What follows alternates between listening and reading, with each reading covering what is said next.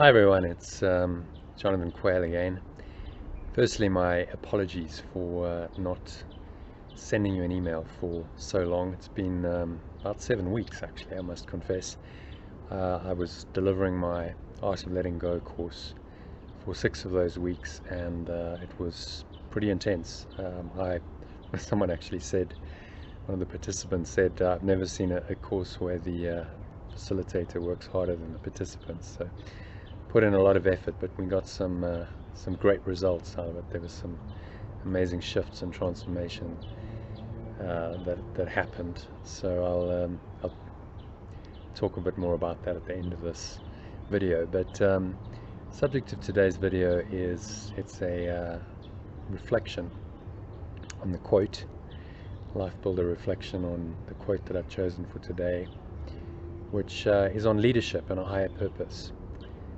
Which is pretty appropriate given the events of this weekend, in case you've been living under a rock or on another planet somewhere.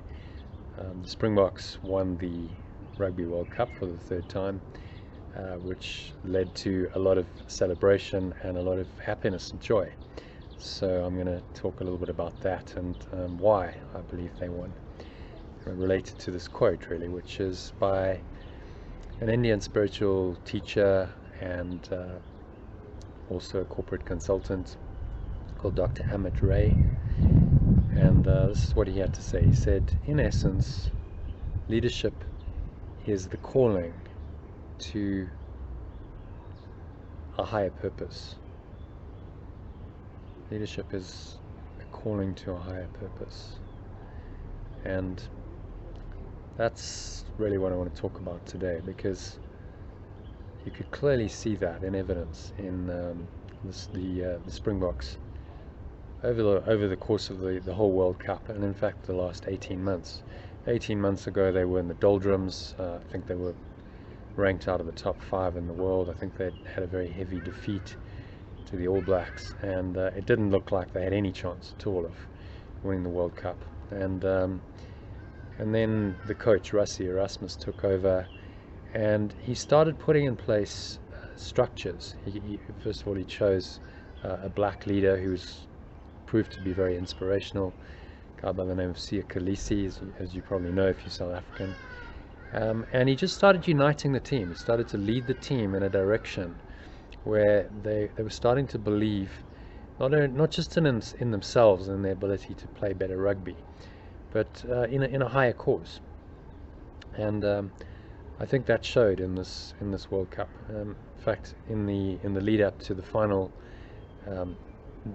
what was said really was that this was a chance for the team to inspire the whole of South Africa with a higher purpose. As you know, if you're South African, country isn't in a particularly good state at the moment. The financial state isn't good. The economy's down.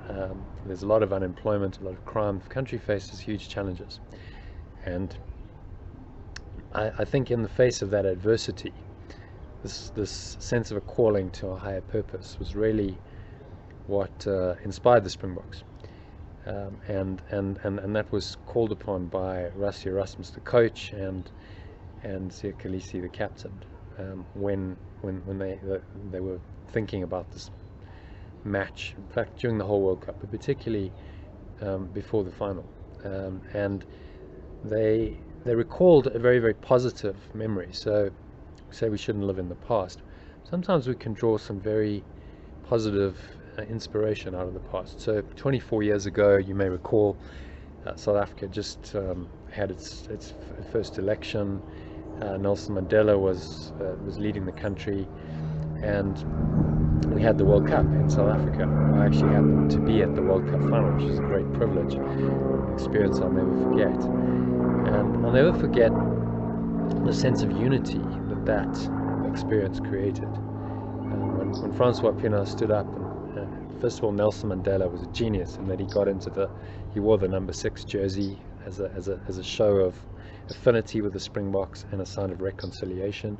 Previously, the Springboks had been associated with white Afrikaner domination, and in that moment he changed that, and that has carried through over the last quarter of a century to now, where it seems like the whole team South Africa embraces the whole team, and many blacks, colours, non-whites embrace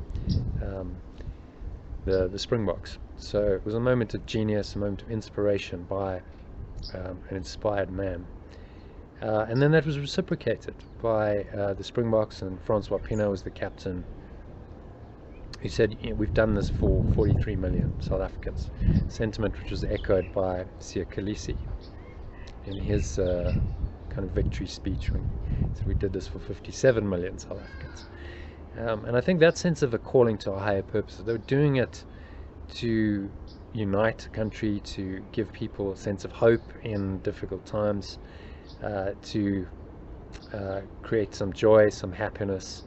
As Rassie Erasmus said, it's not about, rugby shouldn't be about challenge, it should be about helping people to find some joy and some inspiration, and that's an opportunity. And I think they approached it from that perspective. You could see there was a very different spirit in the Springboks when they played. They played with openness, with creativity, with some flair and imagination, with a lot of power as well, but they just seemed to be on a different kind of fuel from the English players who'd performed exceptionally the week before. They'd beaten the All Blacks, and quite comprehensively, and they were the favourites going into the tournament, into the final, because of that performance. But I think the sense of a higher purpose and that leadership that was coming from the top, that guys, we're not just doing this for ourselves. It's not just about winning a trophy. This is about spreading a sense of purpose, of hope, and of joy to a whole nation. Was really what inspired the Springboks to play like that. It was definitely an inspired performance. They played probably the best match that they played the whole year, possibly the best match of any team in the world this year, and they pulled it out when it really counted. The English obviously didn't have such a cause.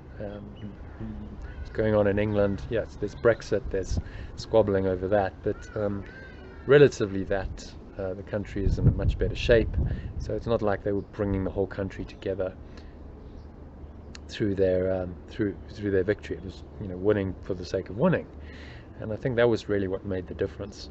I listened to a speech by Prince Harry in the South African players' change room afterwards, and he said, really congratulations to you guys, because I can't think of a country that needs it more than you do. Well, there probably are countries that do, but perhaps not another rugby playing country that needs it more than South Africa does at this stage. So he was very gracious in defeat.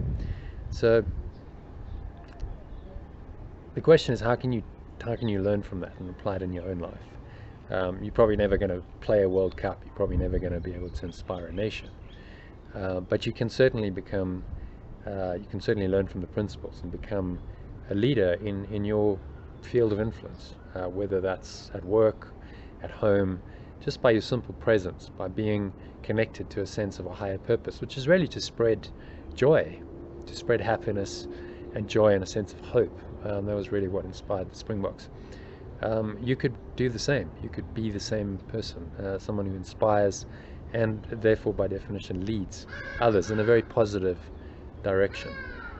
But in order to do that, you've got to overcome your own blocks first. I think the Springboks had to work through a lot of difficulties over the last 18 months, a lot of self-doubt, and they did. They worked through it. They worked very hard, and they overcame those challenges. So I'd like to extend an invitation to you to join me on the 28th of November. It's a Thursday evening for a free webinar that I'm giving on how to let go of your blocks, how to let go of negativity, negative thoughts and emotions, which are blocks that will stop you from finding your higher purpose, from finding a sense of happiness, fulfillment, flow in your life on a daily basis, and ultimately that all amounts to true success.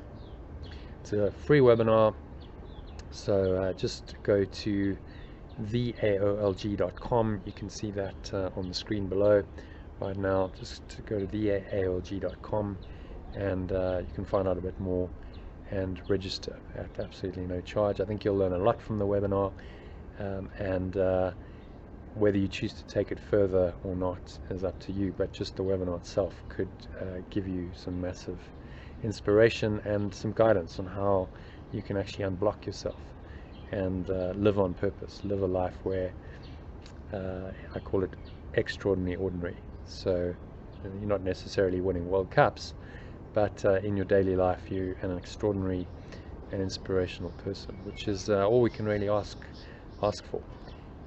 We all have different callings, and for many of us it's not to go and win Rugby World Cups or to do anything that makes us famous, but we can make an impact on our little circle of influence, our friends, our family, the people we work with, and be a shining light, be an inspiration, and live a life that is on purpose. You can also join free meditations. Sorry, that's just the wind blowing. You can also join free meditations. Monday to Friday I'm running 2 meditations a day. They usually last about 25 minutes. So at 9:30 a.m. That's South African time, and 6 p.m. also South African time. You can log in using an application called Zoom and join us for a free meditation session, which will just help you to clear your mind, start letting go of some of the thinking and the negative emotions that often come with thinking, and inevitably if you do create a regular meditation practice in your life, that's going to help you to find more flow in your life and a greater sense of connection to a higher purpose, which is really to find happiness and joy yourself and be able to spread that to others. So take advantage of that. Just go to freemeditations.online. Again, you can see the URL below, freemeditations.online, and you can put in your details there, and you'll get access to these free meditations. So there's twice a day, 10 a week, 9:30 and 6 p.m. South African time, which is, if you live in other parts of the world, 7:30 GMT, 7:30 a.m. GMT, or 4 p.m. and 4 p.m. GMT time. So I hope you enjoyed today's reflection. I hope you've learned something, maybe more, giving you a bit of a deeper insight into the rugby and the South African Rugby World Cup victory. Hopefully you can apply that in your own life, and I hope you'll take the next step by going to register for the webinar, or you can do both. Join me for a free meditation sometime soon. And that's it for now. Thanks for listening, and look forward to catching you again soon. Bye for now.